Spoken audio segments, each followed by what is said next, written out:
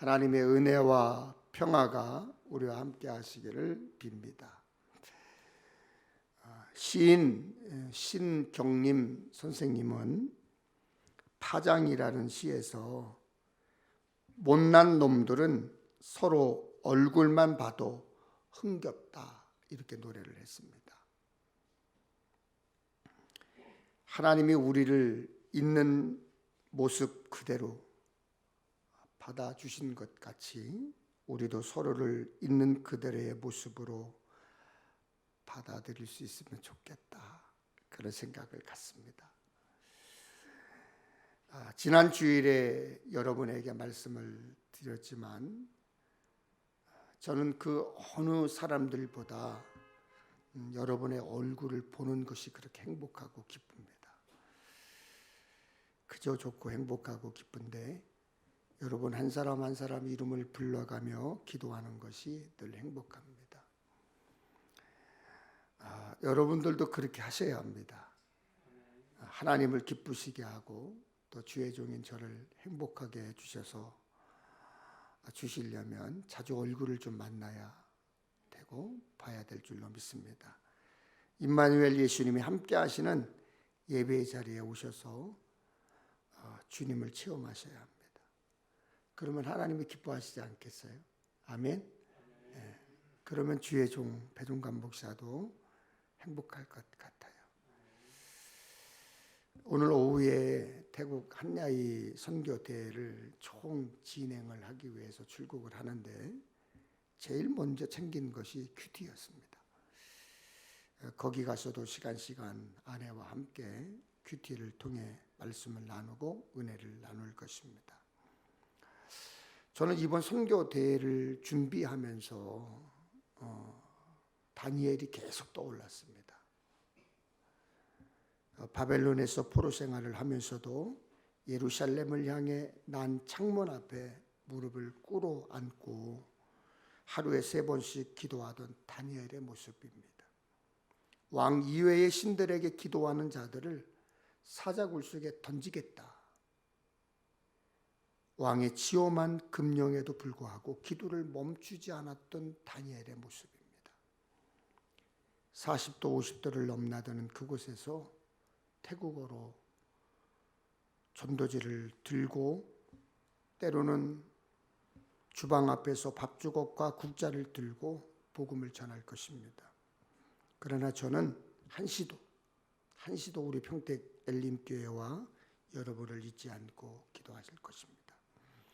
여러분도 저를 잊지 마시고 늘 시간 내셔서 교회에 오시고 저를 위해서 기도해 주시고 교회도 한번 살펴보시고 그렇게 해주시기를 간곡히 부탁을 드립니다. 자, 성경을 자세히 살펴보면 아름다운 장면들이 좀 나오는데 우물을 배경으로 한 장면들이 있습니다. 아브라함의 종은 우물가에서 이삭의 신부감인 리브가를 만났습니다. 리브가는 먼 길을 걸어온 그 낯선 노인을 위해 물동이를 내려 손에 받쳐들고는 노인에게 물을 대접합니다. 또 여러 차례 물을 길어 노인이 끌고 온 낙타들에게 먹이는 수고도 아끼지 않았습니다. 남을 넉넉하게 배려할 줄 아는 그 여인은 결국 이삭의 아내가 되었습니다. 형 에서를 피해 하란으로 피신한 야곱이 우물가에서 지친 몸과 마음을 쉬고 있을 때 외사촌인 라헬이 다가옵니다. 야곱은 얼른 일어나 무거운 돌을 들어내고 라헬을 위해 물을 깃습니다. 그게 인연이 되어 그들은 부부가 됩니다. 바로를 피하여 미디안 땅으로 도망친 모세는 어느 날 우물가에서 목자들에게 쫓겨날 처지에 있는 미디안의 제사장 루엘의 딸들을 도와 양떼에게 물을 먹인 인연으로 루엘의 사위가 됩니다. 오늘은 예수님과 수가성에 살던 한 여인이 우물가에서 나눈 이야기 중 한 부분입니다. 사람들의 따가운 시선을 피하여 아무도 오지 않는 대낮에 우물을 찾을 수밖에 없었던 여인을 보는 순간 예수님은 여인의 외로움과 고통을 직감할 수 있었습니다. 예수님은 여인에게 마실 물을 좀 달라며 접촉을 시도합니다. 여인은 예수에게 유대 사람이 어떻게 사마리아 사람에게 물을 달라고 하느냐 그러며 불퉁거립니다. 그 자신이 사회의 통념과 간섭에 의해 상처를 받은 사람임에도 불구하고 여인은 간섭적인 사고에서 벗어나지 못하고 있었던 것입니다. 문답이 진행될수록 여인은 그 낯선 유대 남자가 범상한 인물이 아니라는 것을 깨닫습니다. 봄바람처럼 온화한 그분의 존재는 여인의 마음에 도사리고 있던 깊은 절망, 원망의 마음, 그리고 마음 깊숙이 있었던 치료되지 않던 상처가 드러나기 시작을 했습니다. 그리고 그 상처를 녹여냈습니다. 톨스토이는 인생에서 가장 중요한 때는 바로 지금이고, 인생에서 가장 중요한 사람은 지금 함께 있는 사람이고, 인생에서 가장 중요한 일은 지금 곁에 있는 사람을 위해 좋은 일을 하는 것이라고 했습니다. 어쩌면 이것은 예수님의 삶을 요약한 것일지도 모르겠습니다. 그렇듯 오늘 우리는 하나님의 말씀을 듣고 전하고 있습니다.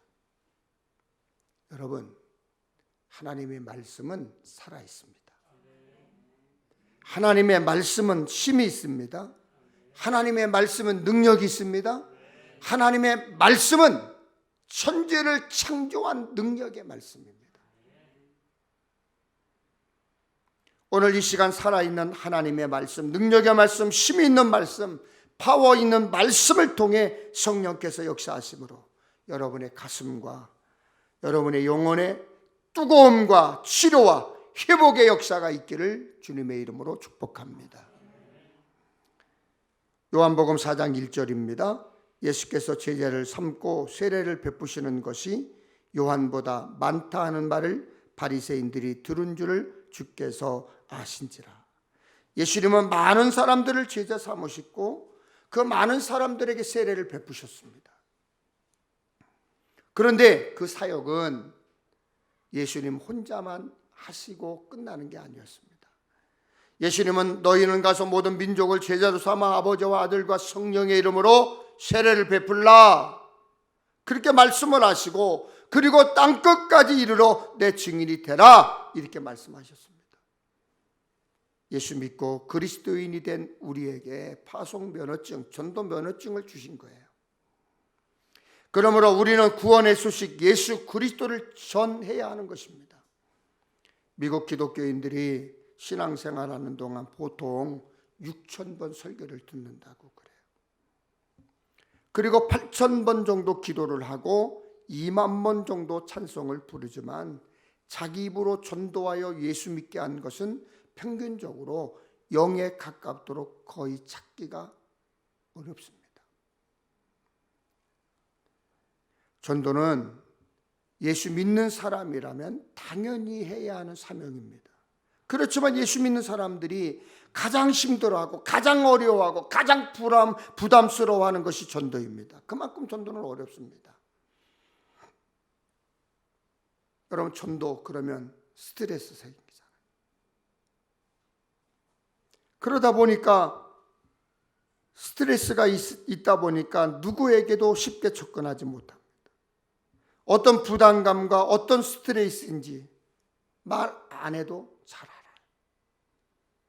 성경을, 예수님을 잘 소개해야 되는데 자기는 논리적이지 않다는 거죠. 정확하게는 못해도 잘 설명해야 하는데 그게 안 된다는 것입니다. 예수 믿을 생각도 안 하고 예수님 이야기, 교회 이야기 들으려 하지도 않는 사람에게 교회에 나오도록 예수 믿도록 설득해야 하는 것이 어렵다는 것입니다. 더 많은 성경 지식이 있어야 한다. 더 확실한 신앙의 체험과 신학적인 이론을 갖춰야 할 것 같은 생각에 사로잡혀 있습니다. 어느 기독교 신문에 이런 글이 있습니다. 예수 믿지 않는 남편을 둔 한 집사님이 이제 코로나가 막 유행을 하자 이제 집에서 온라인으로 예배를 드리게 되었습니다. 집에서 아내가 TV를 통해서 예배를 드리기 시작하니까 주일에 집에 있던 남편도 정식으로 뭐 앉아서 예배 드리진 않아도 집안에 이제 왔다 갔다 하면 이제 보잖아요. 그래서 힐끔 쳐다보고 힐끔 쳐다보는 거예요. 그리고 그 예배 드리는 영상을 이제 보는 거죠. 그러던 어느 날 이렇게 묻더랍니다. 여보, 당신 그동안 군인교회 다녔어? 그러더래요. 그 남편이 예배 영상에서 들은 소리가 뭐 전도 특공대, 전도 폭발, 믿음으로 전진, 십자가 군병, 영적 전쟁, 교회는 복음의 전진기지, 복음 들고 세상에 나가는 하나님의 군사, 용어를 자꾸 듣다 보니까 자기 아내가 군인교회를 다니는구나 이렇게 알았다는 거예요. 전도를 말할 때 군사, 군대 용어 자주 사용돼요. 그러다 보니까 전도는 어렵고 힘들고 왠지 그 명령을 듣지 않으면 안 될 것 같은 불편함이 있어요. 그래서 저는 오늘 여러분을 편안하게 해드리고 부담감을 좀 덜어드리려고 합니다. 잘 들으시고 편안함 얻기를 축복합니다. 유대와 갈릴리 지역을 중심으로 활동하시며 제자를 택하고 세례를 베푸시던 예수님이 사마리아를 지나던 때였습니다. 예수님은 대낮에 물을 길러 나온 여인을 만나셨어요.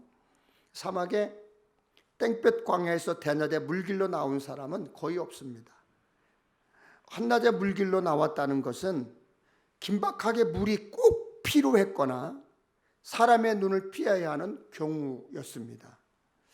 요한복음 4장 18절에 보니 사람의 눈을 피해 한낮에 물 길러 나온 것이 틀림없습니다.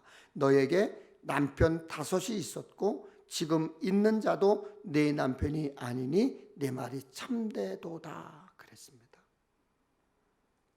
여러분, 이런 여인에게 무슨 삶의 희망이 있었겠어요? 남편이 5번이나 바뀌고 이리 치이고 저리 치이며 살 수밖에 없었던, 요즘 말로 그녀는 이생망입니다. 이번 생은 망했다.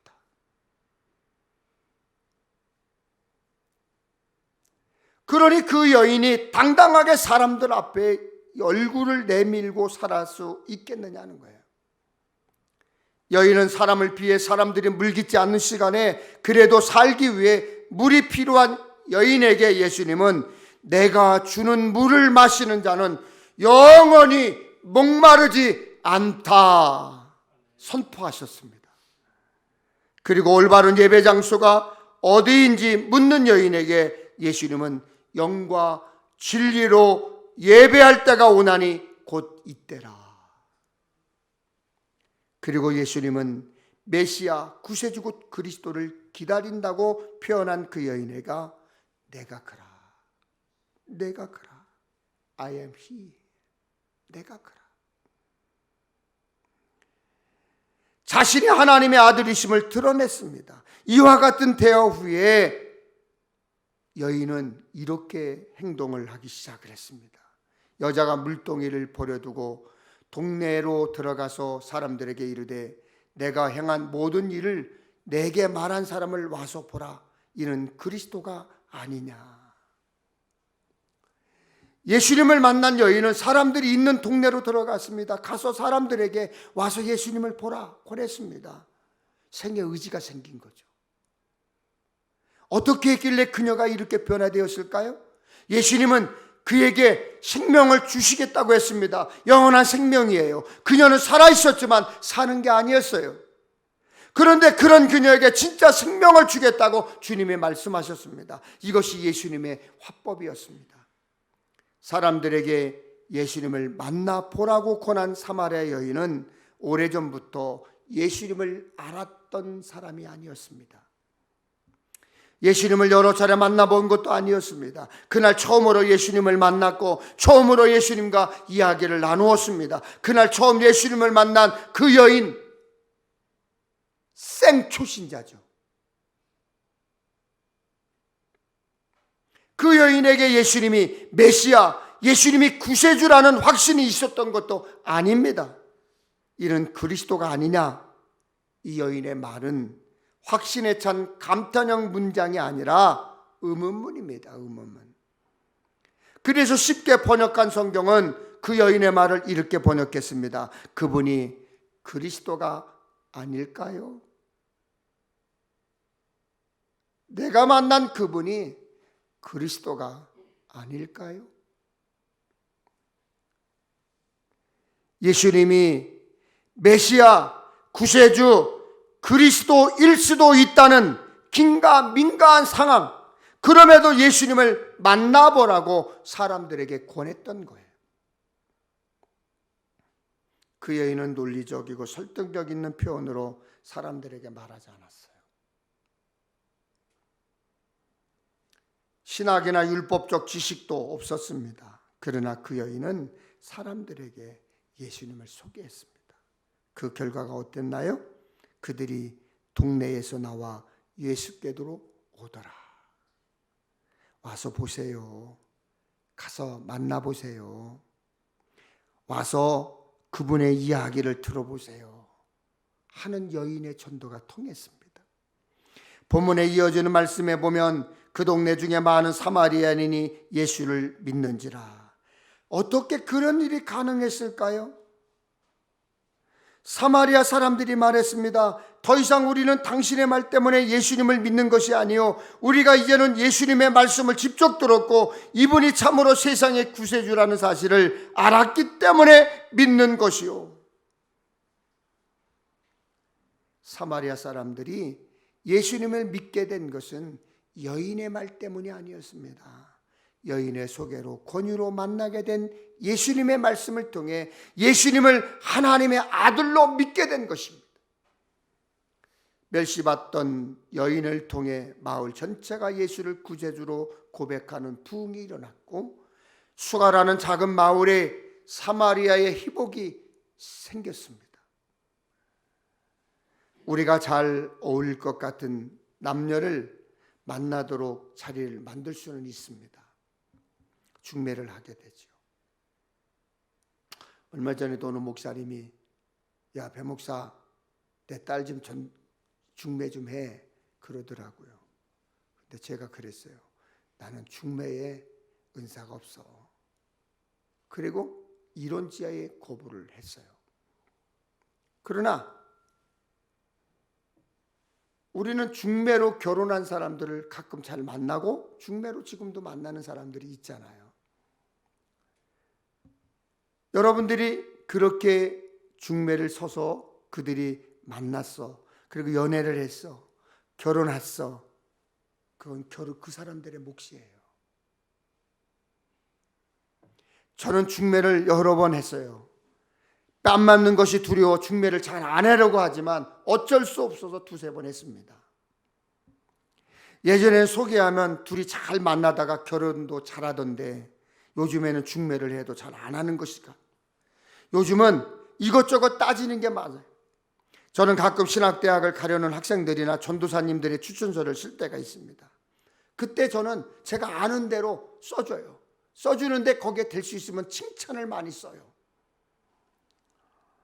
그러나 그 학생을 뽑는 것은 누구의 책임이에요? 학생을 뽑으려고 하는 학교가 생활기록부도 보고 성적표를 보는 거 아니에요? 전도사를 쓸 때 그 교회에서 전도사를 뽑을 때 어떻게 해요? 그분의 내 추천서보다도 그분의 이력을 보고 실력을 보고 뽑는 거 아니겠어요? 예수 믿는 우리들도 사람들에게 예수님을 소개하면 됩니다. 더 이상 우리가 어떻게 잘할 수 있어요? 그냥 예수님을 만나는 자리 추천하면 됩니다. 그래서 교회에 오게 하고 예배에 참석하게 하라는 것입니다. 그러면 말씀을 통해, 성령을 통해 하나님께서 역사하시는 것입니다. 예수 믿고 하나님을 사랑하게 되는 것, 영생을 소망하며 사는 것, 천국 백성이 되는 것, 하나님과 그 사람 사이의 일입니다. 우리가 할 수 있는 일이 아닙니다. 미디어와 커뮤니케이션을 전공한 어느 교수 이야기입니다. 그분의 어머니가 열심히 신앙생활을 해도 아버지는 그렇지 않았습니다. 그런데 어머니가 가만히 보니까 자기 남편이 바둑을 너무나 좋아해. 근데 출석하는 교회 담임 목사님도 바둑을 너무나 좋아하셔. 그래서 하루는 어머니가 목사님께 부탁을 합니다. 목사님, 저희 남편이 바둑을 너무너무 좋아하니 같이 바둑을 좀 둬달라. 그러면서 전도도 좀 해달라. 그때부터 그 교회 목사님이 교수님의 아버지와 정기적으로 만나 바둑을 두기 시작했습니다. 그런데 몇 번을 만나도 바둑을 두고 끝나고 돌아가도 목사님이 신앙 얘기는 한마디도 안 해요. 바둑만 두고 돌아가는 거예요.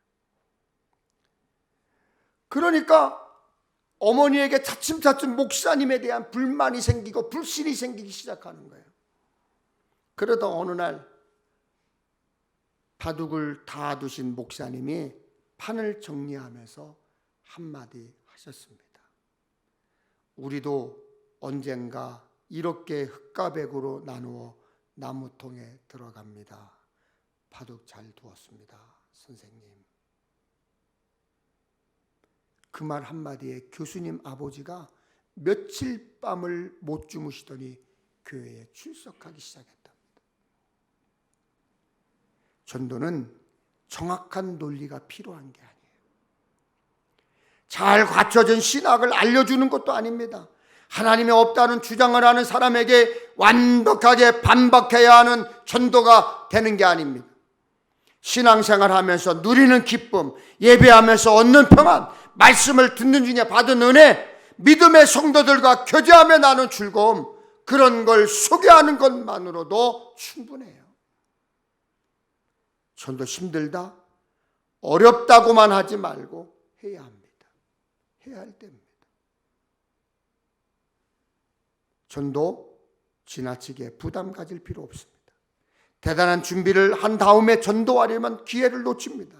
그냥 예배를 통해 받은 은혜를 나누십시오. 말씀 듣고 결단한 게 있다면 그걸 이야기하십시오. 설교 시간에 들은 것을 말하십시오. 기도해서 받은 응답이 있으면 전하십시오. 좋은 찬양이 있으면, 자꾸 흥얼거리게 된다면 소개해 주십시오. 그리고 삶 속에서 예수 냄새 풍기면 되는 거예요. 고린도후서 2장 15절에 우리는 그리스도의 향기라고 했습니다. 사람들이 우리를 보고 너 예수 믿는 사람 같아. 저 사람 말하는 것을 보니 예수 믿는 것 같다. 예수 믿는 사람 맞아. 행동하는 것을 보니 예수 믿는 사람 맞아. 이렇게 느낄 수 있게 해줘야 되는 거예요. 정 안 되면 사마리아 여인처럼 와서 보라, 와 보라 하세요. 그러면 역사는 하나님이 이루시는 줄로 믿습니다. 여러분이 지나가는 말로 두 한마디 던지는 그 말씀이 변화를 일으키게 하고 예수님을 영접하게 하는 것입니다. 하나님께서 역사하신 것입니다. 어느 청년의 말처럼 이 다음에 예수 안 믿고 지옥 갈 때 그때 나 못 들었다 말하지 마세요. 난 분명히 얘기했어요 라고 말해주세요. 예수 믿는 여러분이 복음을 전할 때 와보라는 말을 듣고 왔든지 예수 믿고 구원받은 영혼이 많아져야 하나님이 기뻐하시는 거예요. 한 여인이 자신이 만난 예수님을 소개함으로 마을에 많은 사람들이 예수님을 믿게 되었던 사마리아의 역사가 여러분 가정에, 여러분 일터에, 여러분이 사는 곳에 일어나야 돼요. 그래서 더 많은 이들이 하나님의 자녀가 되고, 더 많은 이들이 천국 백성이 되고, 더 많은 이들이 교회의 일원으로 섬길 수 있어야 되는 것입니다.